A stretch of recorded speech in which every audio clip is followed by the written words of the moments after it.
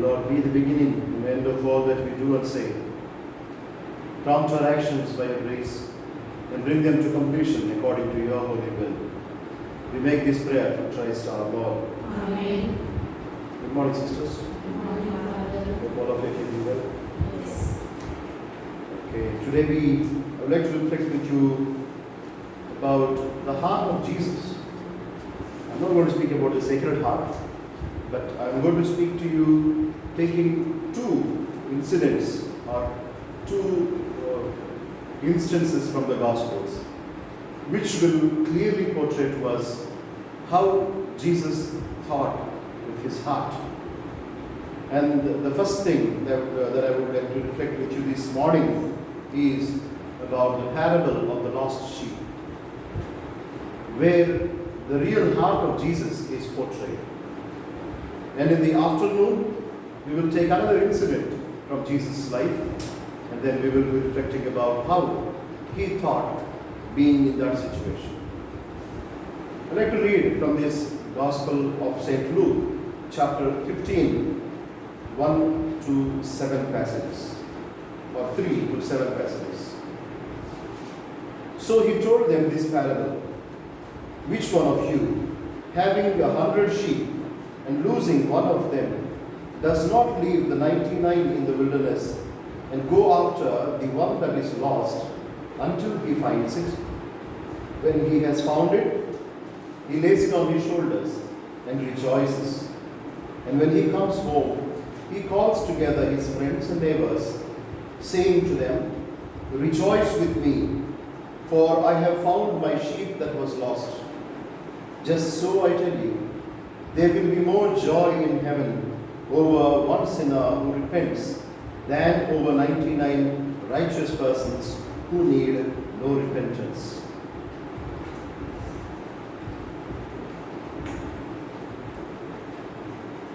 Sisters, there seems to be one little girl, a 6-year-old girl, who was taken to a restaurant by her parents.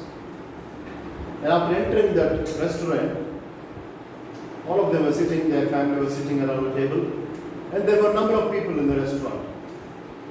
After sitting there, she looked around her and she asked her mom, children speak loudly, right? So she asked rather in a loud voice, "Mummy, do the people don't say grace before eating their food?" And then one person who was sitting on the next table, he said, "We do, my child. You start, we will join you." And the girl started saying, "Bless us, O Lord, and the gift that we are going to receive." And seemingly everyone joined.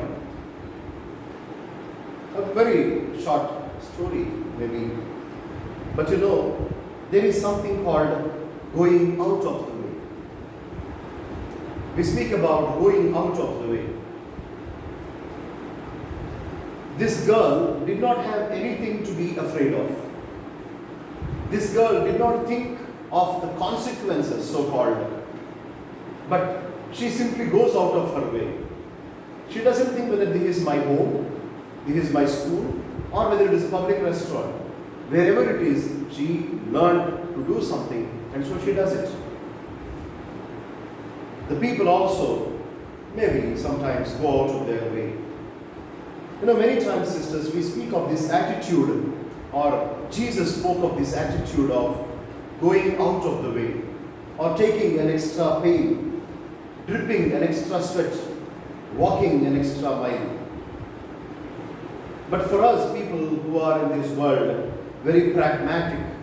Now, what is a pragmatic, right? If something is useful, we will do it. So before doing anything, before saying anything, we calculate whether it is useful for me or not. The world is like that outside.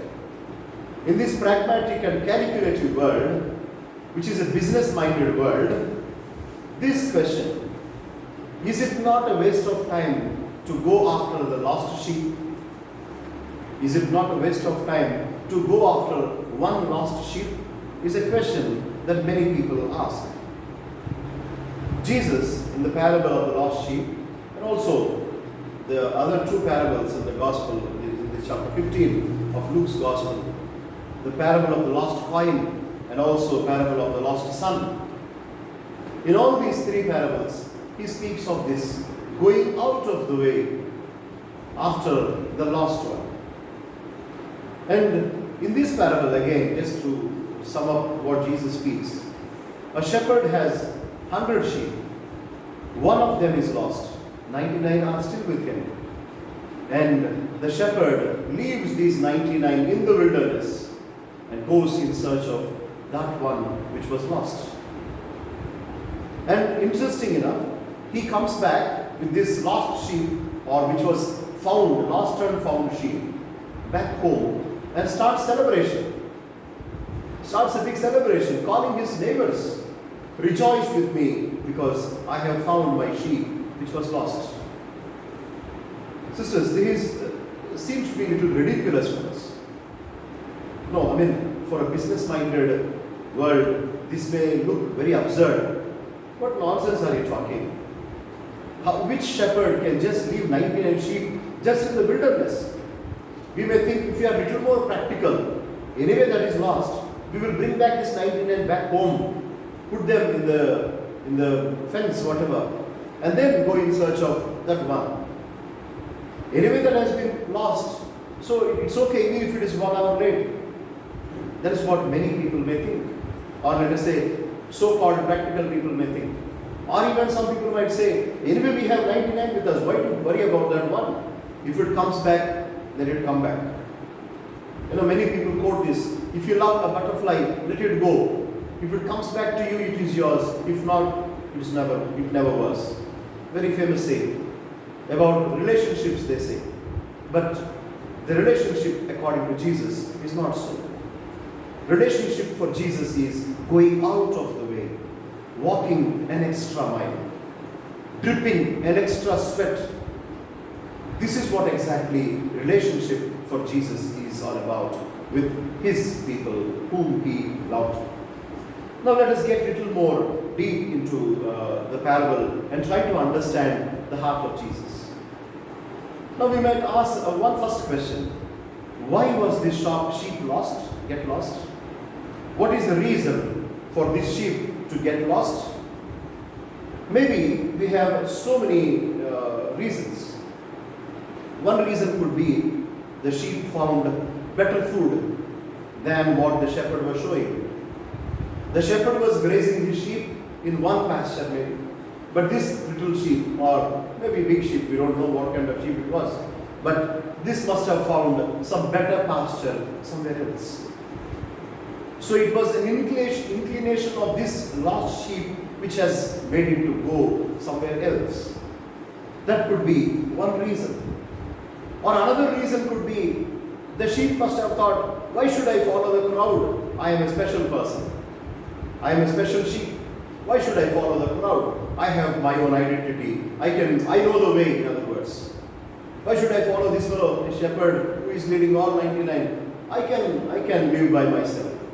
That feeling of independence, so-called independence in quotation marks. Maybe they were, the sheep was thinking like that. I mean, I'm not speaking about the sheep itself, applying it to our lives as well. That's what I'm trying to say. Or you can think of various ways. Maybe we can think also of the sheep got hurt on the way, which the shepherd did not notice maybe. The sheep was not able to walk as quick as the other sheep, and so it was delayed. It was lagging behind the crowd. Or maybe the sheep was lost in its thought. Because of the crowd, it was lost in the crowd. Nobody was noticing what this fellow was doing. Maybe it was grazing there and the shepherd made some noise. Since this was lost in some other thought, the shepherd moved the other flock and this fellow remained. Or maybe it was already dark, we don't know. The sheep was maybe a blind sheep, we don't know. Physically, it was not able to see the way. Or whatever could be the reason. We can think of 101 reasons. It could be the mistake from the sheep itself, or it could be a natural mistake, or it could be unwanted error. But whatever may be the reason, the fact is the sheep was lost. The sheep is not in the crowd anymore. This is what happens, sisters, many times to people. To people, this is what happens, especially when we live in a big group. It could be a religious community, it could be a big family, it could be a large crowd. Many times what happens is one or the other gets lost on the way.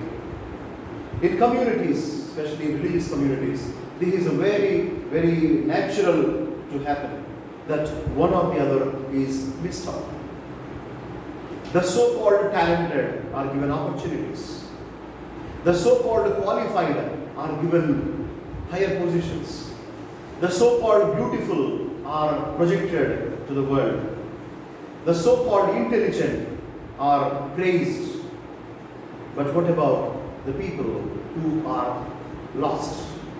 In a crowd, there is always a possibility for some people to be lost. In religious communities, this happens. Just I'm throwing you some kind of triggers. You can just imagine. Maybe when you were students, you could think of a person, maybe your matchmate, who was not so much wanted or so much cared for as you or your other companions who were talented or who were good women. And the person was lost. They were missed out always. They were not involved in anything much. For example, there was a feast, and your superior or your in charge could have asked who would be taking care of the decoration. Immediately some 2-3 hands would rise, and maybe you were one of them. But there was one small hand which was raised, but nobody noticed it, because they raised only half. The person was not very confident. Could you not imagine such kind of situations? Or there was, let us say, a singing practice. There was someone who was interested. Maybe they were not given opportunities, but they were there. But you know who were taken into the choir? Who were able to sing loud with a beautiful voice.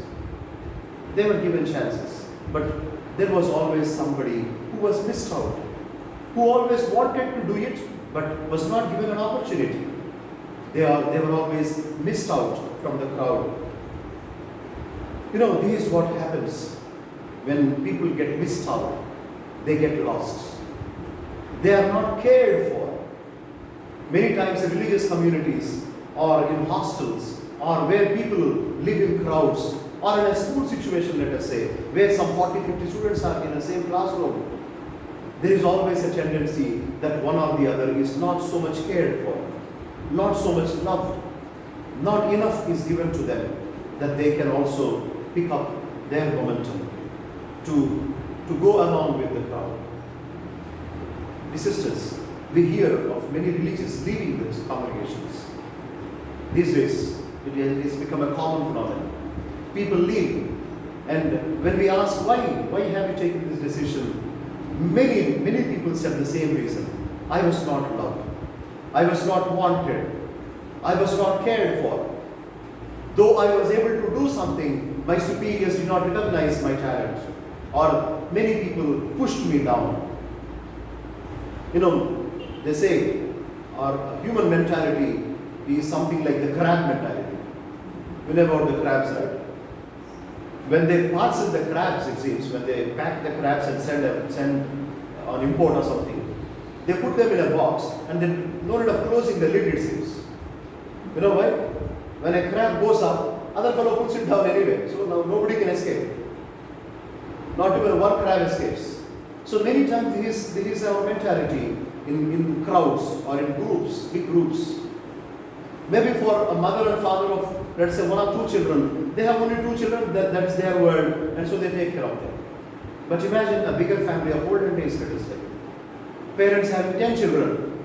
There was always one or the other who was missed out, who was not cared for. And so they were not very good at studies, they were not settled in life. There were always people like this. In religious communities also, that's what happens for many of us. Some or the other is missed out. There is something which is very natural to take place. And people start feeling lonely. People start feeling that they are not wanted by the community, by the society. And so they make a decision to leave. There is one common trend that is happening to all of us. And another danger is as the people are growing up, we become little different people. You know, when we are born, when we are children, we have that childlike quality. That childlike quality in all of us. Yesterday we were speaking about that. Now, as we are growing up, what happens to all of us? As a child, we were free to express our emotions. But as you grow up, people start saying, no, you cannot do that in public.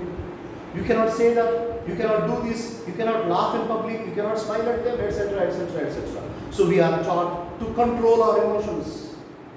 We cannot express freely what we want. There is always a control on us. We tend to hold all the emotions within us as we are growing up because we are aware of the surroundings. We become fearful of the people around us. And so we become a little awkward, or we feel awkward to express our emotions and our feelings. And as a child, we were dependent on someone. We had to depend on somebody. For getting food, we had to depend on our mother. For walking, we wanted the hand of our father.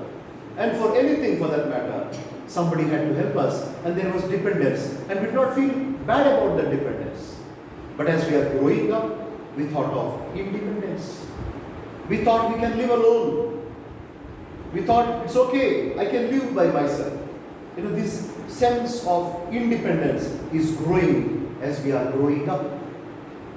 As a child, we were not frightened of anything. We were not frightened of situations also. The child was even not frightened of catching the fire. The child would simply go and catch. After that, because of the experiences, there is some kind of fear being created in a child's mind. As we grow up, we are caught in the snare of our past. Our past experiences start crushing us down. We are filled with a lot of fear. There is a lot of anxiety in us, which the child does not have. And we have fear of what if others are watching. What if they say something when I do these kind of things? These kind of fears, anxieties are growing, dear sisters. Many times what happens, as we are growing up, when these kind of things happen, we tend to get lost, or we tend not to notice a person who is lost in this process of growing up. One person is sidelined purposely, or they drift away from the crowd many times. And Jesus starts questioning this kind of attitudes. He says, even if one is lost, I am worried about that one which is lost. Many of us might ask, like Cain asked God, am I my brother's keeper? Genesis chapter 4:9. Cain asks, when God asks, where is your brother Abel? Cain asks, am I my brother's keeper? And God says, yes, your brother's blood has been pleading with you. Yes, we are our brother's keeper. Dear sisters, now we have a good shepherd who is very different from our thinking. We have the shepherd who is called the good shepherd. He calls himself as good shepherd in the Gospel of St. John. I am the good shepherd. You know, this shepherd has got a very peculiar character. I would like to mention some 2 or 3 characters of that good shepherd. First thing is, this good shepherd, he is not worried about our past. This good shepherd doesn't bother about what has happened to you before. He is only worried about your present. What he can do with you today. What he can make of your life tomorrow. Only he is worried about that. What is going to be your future? He thinks of that. He is not worried about your past. He is not worried about your talents or your qualities. Whether you are beautiful, whether you are qualified, whether you are talented, whether you can do that, etc. No, he doesn't bother. He doesn't bother from which background you come from. Whether you come from a very highly noble background, whether you come from a rich family, then you are given all opportunities. Whether you come from a high caste, yes, you are worshipped. Whether you come from a family which has got all employees and all those who can contribute to the church, and so you are given more importance. Or you come from a famous family, he is not worried about that or this. Or you come from a small village or a big town, this background check, this good shepherd does not do. He is only worried about that one single sheep that is lost, without questioning the reasons. Now there is something very, very important about this good shepherd. He does not count the cost. He doesn't count the cost. This one sheep is lost, and so he goes after the sheep without even questioning why this was lost. And you know what happens? As he finds it, he rejoices in the found sheep. He doesn't even question, why this? Why did you go away? Whether it was my fault or your fault? No, he's not worried. He simply takes it on his shoulder and walks back home. You know, we see this very clearly in the parable of the lost son. This son who has gone away from the father, he thinks that he can live an independent life. And so he sells all that he has and spends that money on all kinds of things unnecessary. And after all the money is over, he sits thinking about his food. At last he finds this job in a piggery. He is not even able to get the food that the pigs are given. And at that time, he practices one dialogue to say to the father, Father, I have sinned against you and heaven. Please accept me as at least your servant, if not as your son. Nicely rehearses. Here's what I should say. You must have written on a piece of paper. Okay, you must have read some 2-3 times. I should not forget it. He goes back home. And the father comes running. And he hugs him and says, and he looks at the paper, or maybe he is trying to recall the dialogue and say, Father, I have sinned against you and heaven. This father does not even listen to the full dialogue. Shut up, man, I know what you want to say. Come inside. You see, if you read the parable of the lost son, in the practice time he has 2-3 sentences. When it comes to saying to the son, to the father, there is only one sentence. I have sinned against you and heaven. That's all. The rest of it is not said. Because the father knew exactly what this son is going through. The very fact that he comes back is a sign of repentance. And so Jesus, the good shepherd, sees only that fact, that you have come back or not. Yesterday also we reflected about Judas and Peter. Peter looked at Jesus, or Jesus looked at Peter and said, Peter, what have you done to me? And that look was enough for Peter to repent, and he cried bitterly. He ran back to Jesus, and he becomes the head of the apostles. My sisters, Jesus does not see. The good shepherd does not see who you are, what you have done, what you have not done. No calculations whatsoever. Good shepherd is not a business-minded good shepherd. He is a shepherd full of love. His heart has a lot of space for us. His heart is not crowded. His heart is not narrow. His heart is very large, that he can accept anyone. The good shepherd thinks with his heart. He doesn't use his head. No logics, no calculations. He uses his heart to think. He embraces the lost sheep that was found close to his heart. He embraces the lost sheep close to his heart. And he finds value in the lost one. Many times what happens is, once it is lost, we think it is useless. For example, we have some money with us. Let us say 10 coins are there, as in the second parable of the lost coin. Out of those 10 coins, 1 coin is lost. We think, anyway, it is not written for me. No, that's what we say. My name is not written on that. So it is lost. It's okay.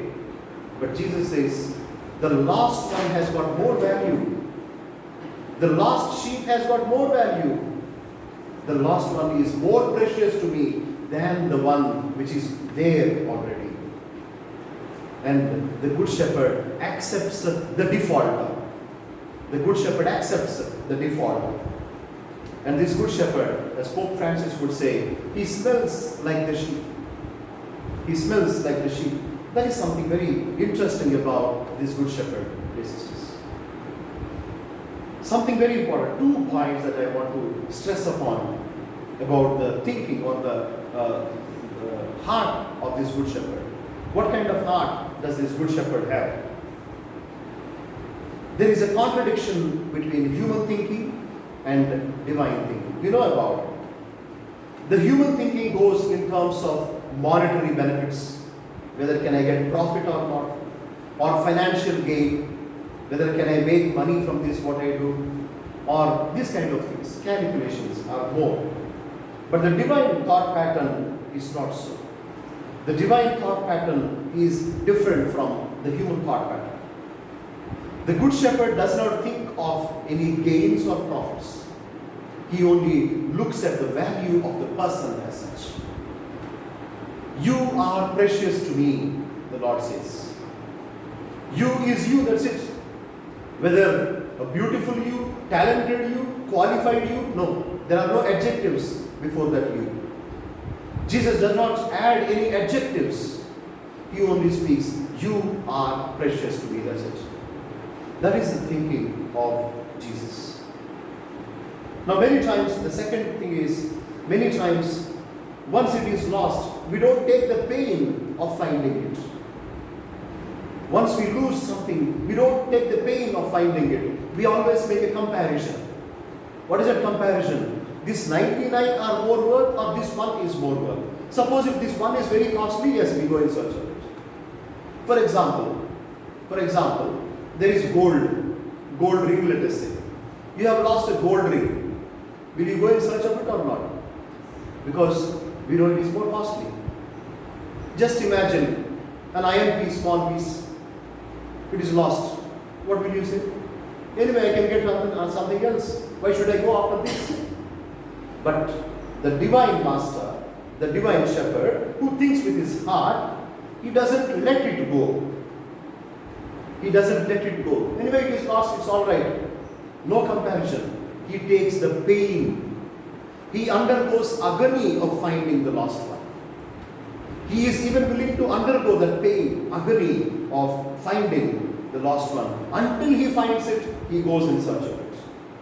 That's what the evangelist Luke says. Until he finds it, he goes in search of the sheep. Dear sisters, the value of a person is not in his or her qualities. The value of the person is in the person itself.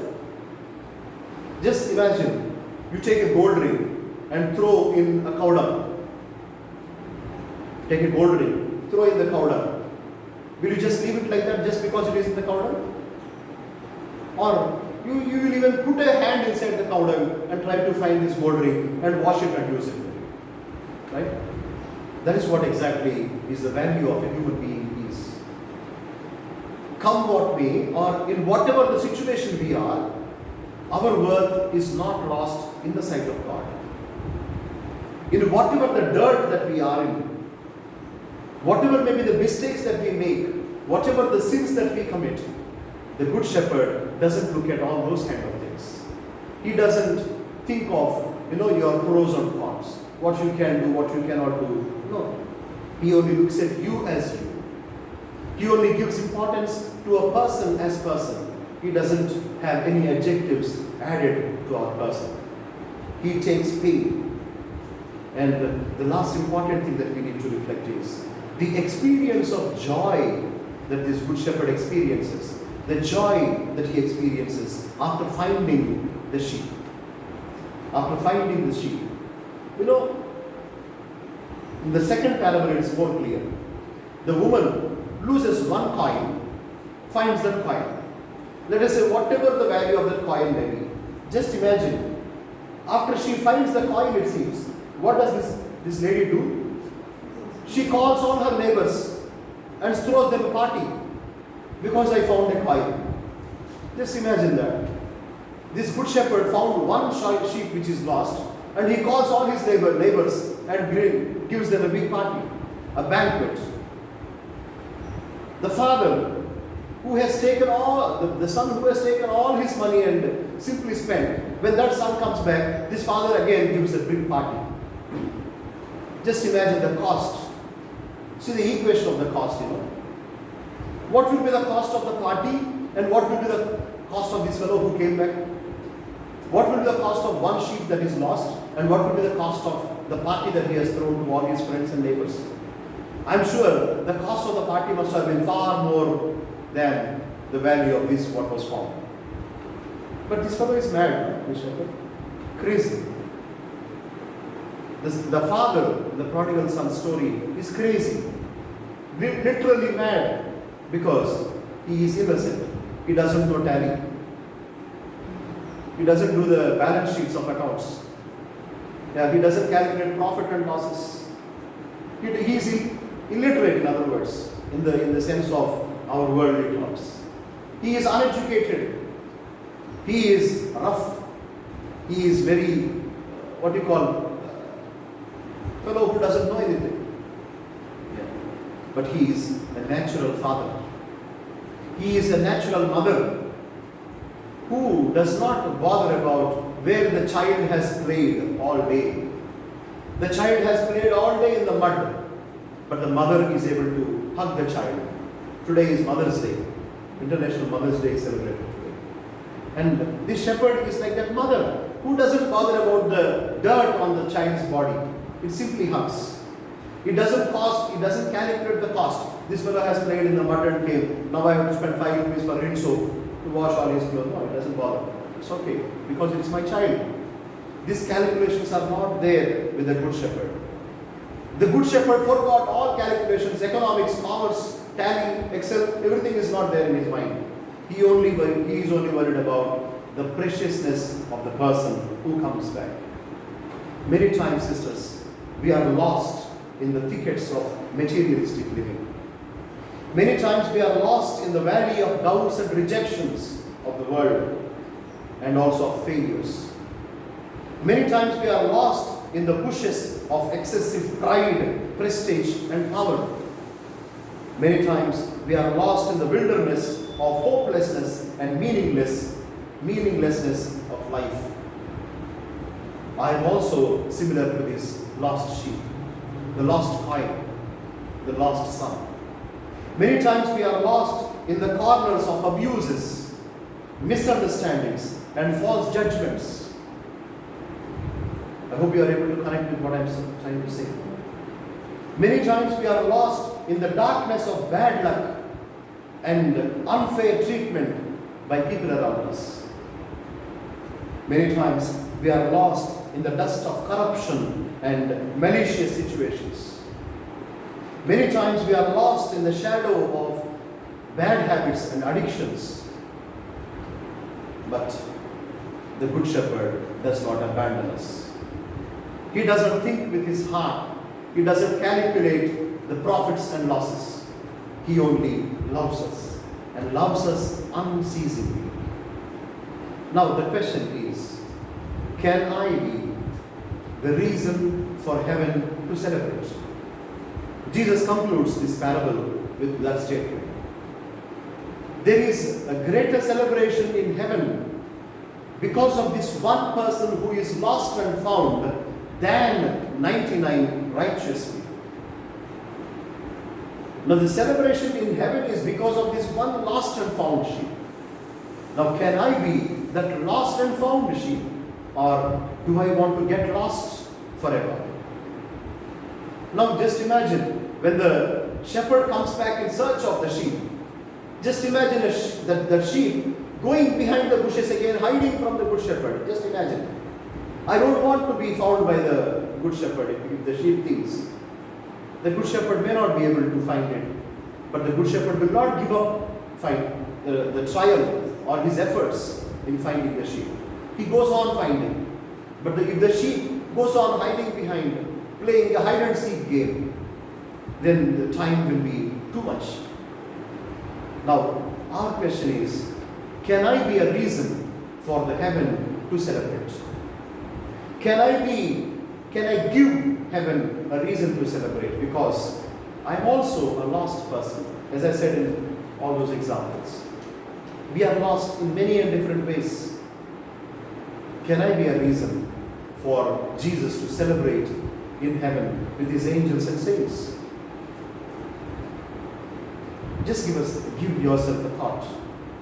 I am also lost in many ways, but we have a God who thinks with his heart, a God who does not mind our past, a God who does not do calculations with calculators, a God who does not see what we are worth about our qualities or whatever.